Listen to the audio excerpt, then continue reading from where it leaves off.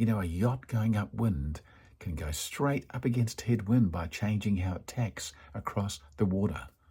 It seems impossible, doesn't it, that a yacht can go straight into headwind? But it can, and you can. Just change the set of your sails, and you will discover that you can still make great progress towards the goals and the vision and the destiny for your life. And you can do it. You can do it. I believe in you. You're listening and watching to an episode of Speed.